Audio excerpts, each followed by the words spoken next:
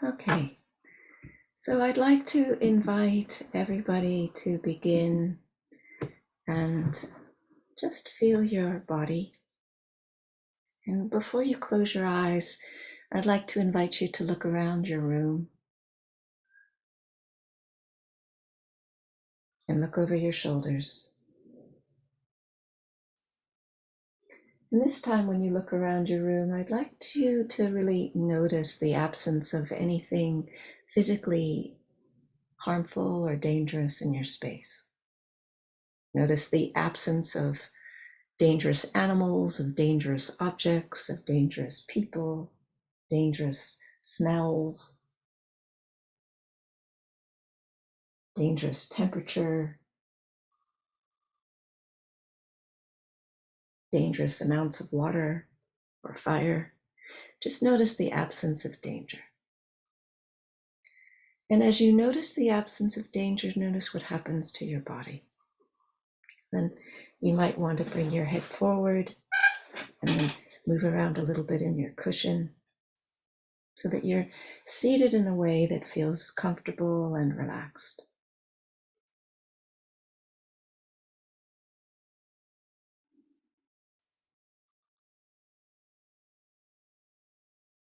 And if it feels easeful for you, I invite you to close your eyes.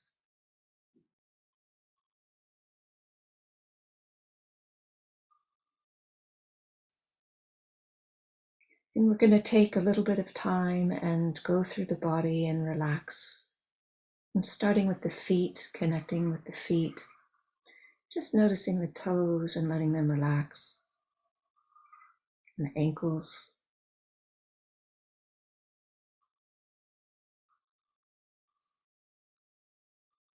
and the whole lower part of the leg.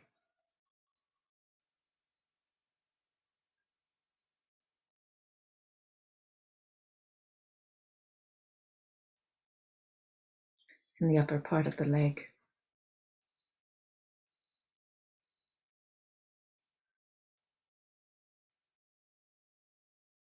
And the hips.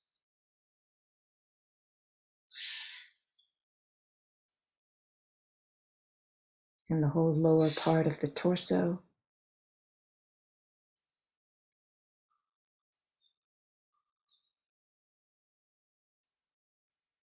So the invitation to relax is really touching each part and noticing what you notice. And then seeing if there's a little bit of a softening or an opening or a releasing that can happen without any pressure, without any judgment, without any forcing. It's like opening a door and seeing if it's possible to walk through it. Just noticing each of these different parts and inviting relaxation and release. Noticing the muscles along the spine and the shoulder blades and the shoulders.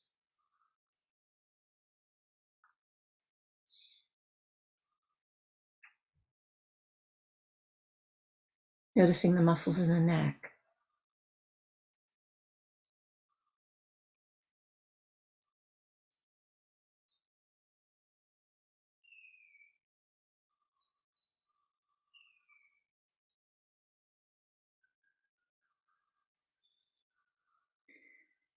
And the muscles in the jaw. And seeing if it's possible for them to soften a little, the smiling muscles. And for this time, we don't need to put on a face. We don't need to impress anybody or make anybody else feel okay. Just noticing the sensations behind the eyes.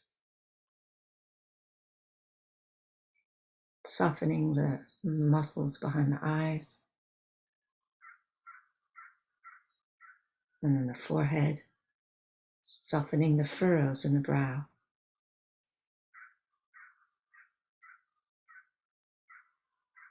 And the scalp.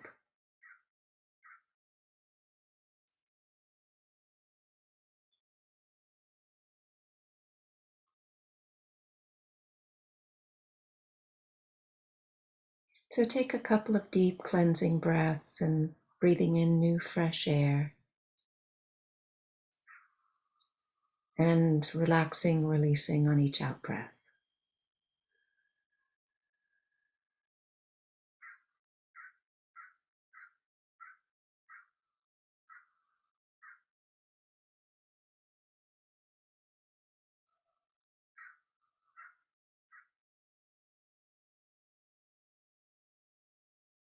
Now we're going to invite the field to support us. So when we connect with our feet, we can feel our feet connecting to the earth and the earth underneath us holding and supporting us.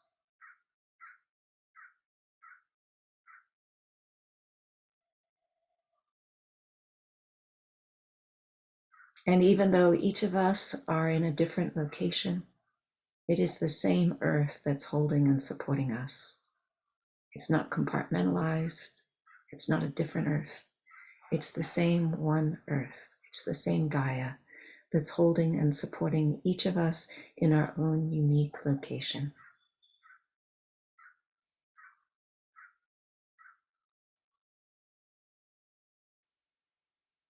And if it feels easeful and resonant with you, you can invite the land ancestors from the particular location where you are to come forward and support you. And your healthy ancestors and community members and beloved family members and friends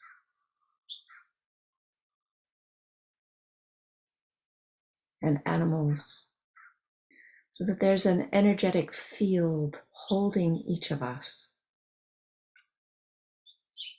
giving us the capacity to feel resilient and grounded and tracking what's happening in our own body, the moods and emotions in our heart, and the associated patterns in our mind. And this basic stance of being grounded and connected in a field is the basic stance of the compassionate witness event. That's what we want to evoke. But today we are going to include a healing meditation for Maui and the people that have been impacted by these fires. And before we move into including them, I want to make sure that we are grounded ourselves a little bit more. So in addition to this basic grounding that we've just done, I want to invite you to bring your attention to your first chakra, the lower chakra, the root chakra. It's at the base of your spine. And if colors light up for you, allow this area to be red, this vibrant red. And imagining that you have all of your own basic needs for safety and protection, that you feel safe and you feel protected.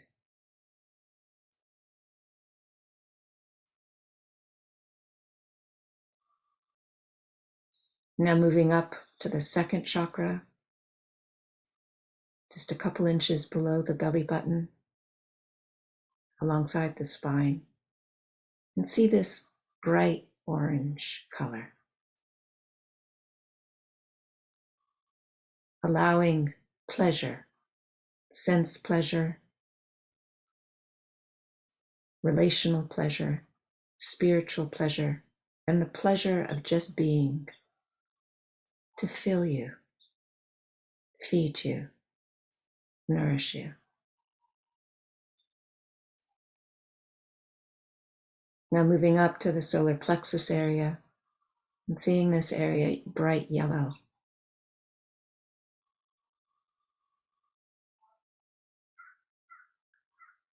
And knowing that you have the ability to have clear boundaries, that you do not need to placate or please or buy your own belonging.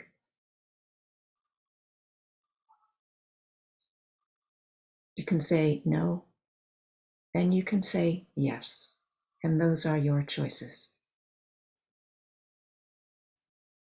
You're now moving up to the heart center and seeing this whole area as this green, beautiful, bright green.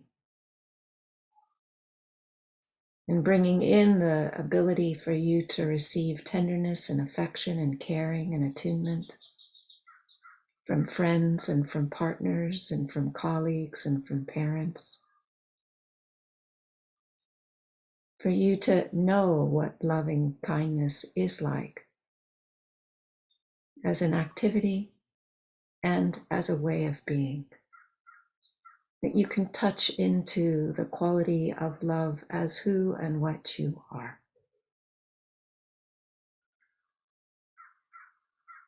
And moving into the fifth center, the throat center, the center of communication, and seeing it as blue.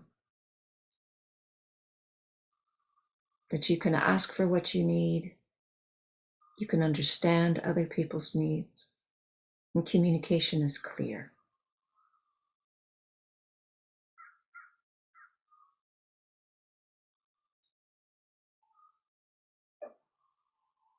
Now moving into the sixth center,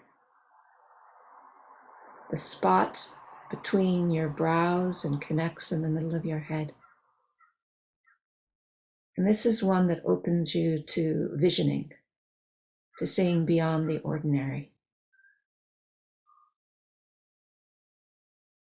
And this is teal color.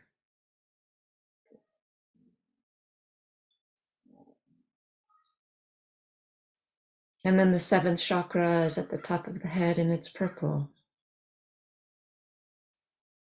And it connects you with Source, with the transcendent, with the ever-present. And above the seventh chakra is the eighth chakra, and this is where energy becomes manifest.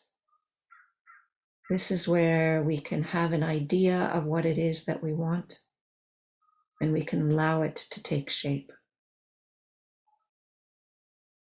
So we come back to ourself and we see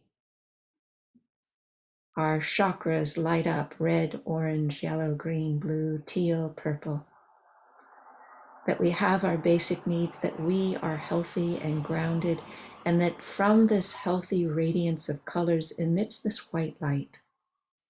This white light goes through the top of our head and it circles out into the universe and then comes back through the bottom of our feet as white light and then manifests throughout our whole body as health and healing, where every part of our own body, heart, and mind is in balance.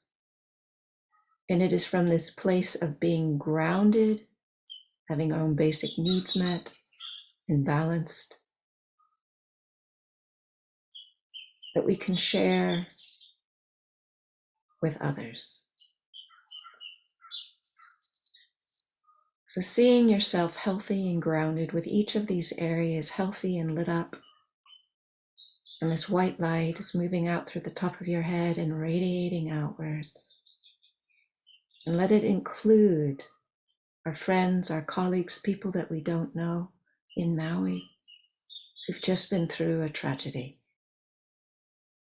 And let us see them, first of all, with their own basic needs met, that each person has enough shelter, food, clothing, medicine, that they are safe, that they have safe air to breathe and safe water to drink.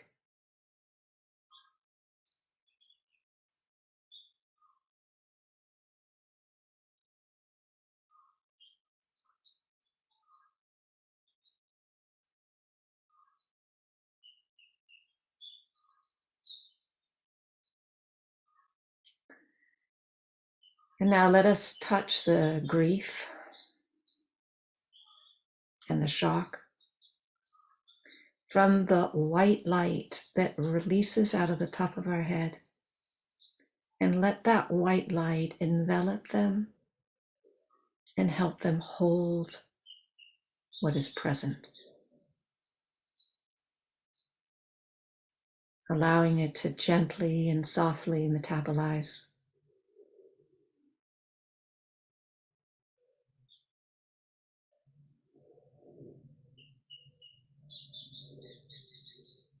And now let us imagine that there is a way forward that allows Maui to return to a healthy, thriving community. The areas particularly impacted by the fires, Lahaina, Kulu,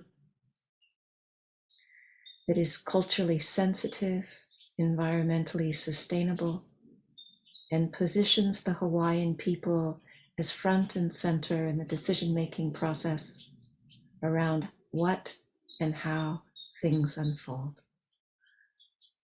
That it returns these lands to the natural wetlands that they were originally, and it allows the communities there to thrive.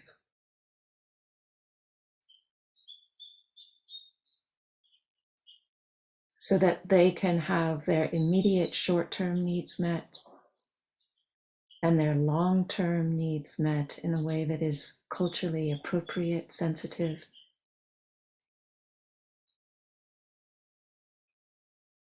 and allows an ecosystem to return that is healthy, vibrant, and thriving. And now coming back to your own body, heart, and mind. The white light that emits out of the top of your head and circulates through the world and comes back through the bottom of your feet. Feeling your own body, the sensations in your body, the moods in your heart, the thoughts in your mind.